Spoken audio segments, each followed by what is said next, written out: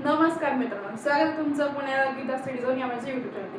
आज आपण बघणार आहोत नामाचे लिंग विचार. आता नामाचे लिंग विचार म्हणजे काय? आता जे नाम दिलं आहे ते कोणत्या लिंगामध्ये जातंय हे ओळखण्याची पद्धत म्हणजेच काय? नामाचे लिंग विचार. ठीक आहे. आता लिंगामध्ये किती 3 प्रकार पडलेले, कशानुसार? अर्थानुसार. ते कोणते कोणते बघा?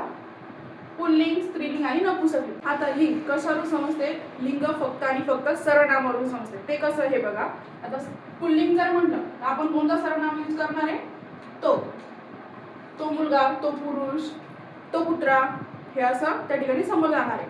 त्यानंतर स्त्रीलिंग मध्ये कशाचा यूज करणार आहे आपण? ती. नपुंसकलिंग मध्ये ते.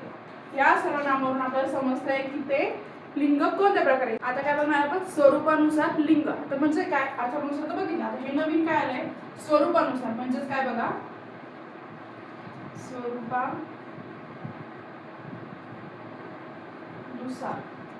यामध्ये काय 4 प्रकार पडले. कोणते? 4. किती? 4. ते कोणते कोणते बघा? एक निश्चित लिंगी,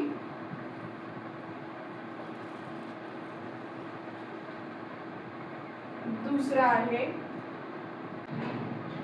स्वातंत्र्य लिंगी, तिसरा आहे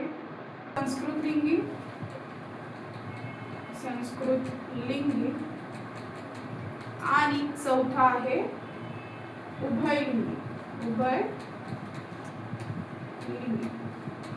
म्हणजे अर्थानुसार बघितलं आपण किती? 1 2 3 त्या ठिकाणी प्रकार बघितले. त्यानंतर स्वरूपानुसार किती प्रकार पडले? 4 प्रकार. कोणता? निश्चयलिंगी, स्वतंत्रलिंगी, संस्कृतलिंगी आणि उभयलिंगी. तर एक बघू आपण निश्चितलिंगी. आता निश्चितलिंगी म्हणजे काय? शब्दातच कळते की जे निश्चित आहे तेच काय होणार आहे? स्त्रीलिंगमध्ये रूपांतर होणार आहे. म्हणजेच कसं व्याख्या बघा, त्याच शब्दाचे पुल्लिंग रूपाचं स्त्रीलिंग रूप करणे. म्हणजे काय? तो शब्द राहणार आहे पण त्याचं काय करणार आहे आपण? स्त्रीलिंग करणार आहे. उदाहरणार्थ बघा, आजोबा. स्त्रीलिंग रूप काय म्हणतात त्याचं? आजी. त्यानंतर कोंबडा, कोंबडी. शक्यतो काय? निश्चित आहे आणि त्यानंतर काय? त्याचं स्त्रीलिंग रूप झालेले. म्हणजे काय? एकच शब्द पण त्याला काय आपण एखादी वेलांटी लावली किंवा एखादं स्वर किंवा व्यंजन लावतो तेच काय होतं? स्त्रीलिंग मध्ये त्याचं रूपांतर त्या ठिकाणी झालं. दुसरा आहे स्वातंत्र्यलिंगी. स्वातंत्र्यलिंगी म्हणजे काय बघा? दिलेल्या शब्दात बदल न होता नवीन शब्द जो तयार होतो त्यालाच काय म्हणतात? स्वातंत्र्यलिंगी असे म्हणतात. म्हणजेच काय? दिलेला शब्द आहे त्याच्यामध्ये बदल नव्हता, त्याच्या अपोजिट शब्द, त्याच्या विरुद्धार्थी शब्द जर आपण तिथे घेतला तर त्यालाच काय म्हणतात? स्वातंत्र्यलिंगी असं म्हणतात. बघा ते कसं? उदाहरण घेऊ आपण. आई, वडील. काय होणार आहे? वडील. त्यानंतर जर बघितलं आपण उदाहरण अजून एक, उंट,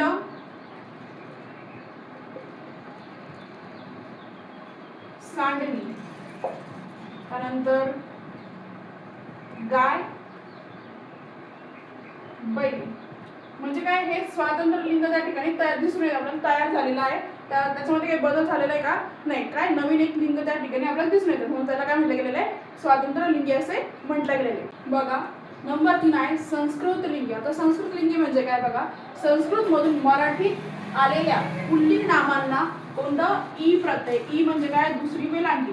ई प्रत्यय लागून स्त्रीलिंग रूप तयार होत असते. आता ते कसं बघा?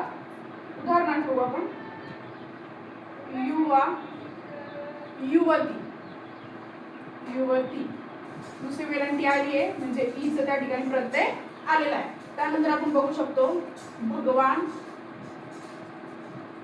काही भगवती. इथे पण वेलांटी आली म्हणजे प्रत्यय ई आलेलंच आहे.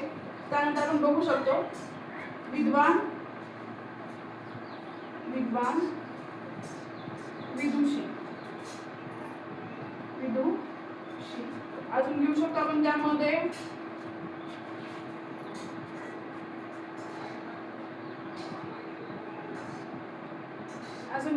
त्यामध्ये राजा, राणी. काय रे? राजा आणि राणी. अजून एक घेऊ शकतो आपण श्रीमान काय येणार आहे? श्रीमती.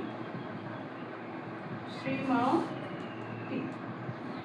स्वरूपानुसार लिंगामध्ये चौथा प्रकार कोणता आहे आपला? उभयलिंगी. आता उभयलिंगी म्हणजे काय बघा, दोन्ही लिंगात येणारे नाम. आता काय, स्त्रीलिंग मध्ये पण येऊ शकते आणि पुल्लिंग मध्ये पण येऊ शकतात. आता ते कसं बघा, उदाहरण मध्ये आपण पोर घेतलं. आता काय, ती पोर पण आपण म्हणू शकतो किंवा तो पोर पण म्हणू शकतो, ते पोर पण म्हणू शकतो. म्हणजे काय, दोन्ही लिंगामध्ये किंवा तिन्ही लिंगामध्ये काय ते येऊ शकतात. त्यालाच काय म्हणतात? उभयलिंगी. आता बघा दुसरं उदाहरण घेऊ आपण, बाग. ती बाग, ती फुलांची बाग, ती गुलाबांची बाग असं येऊ शकतं. त्यानंतर तो बाग, ते बाग. अजून एक उदाहरण जर घेतलं तर काय, लेक. ती लेक, तो लेक असं. म्हणजेच काय, उभयलिंगी म्हणजे काय, दोन्ही लिंगामध्ये जे येणारे नाम असतात त्यालाच काय म्हणतात? उभयलिंगी असे म्हणतात. जर व्हिडिओ आवडला असेल तर नक्की लाईक, शेअर, सबस्क्राईब करा. धन्यवाद.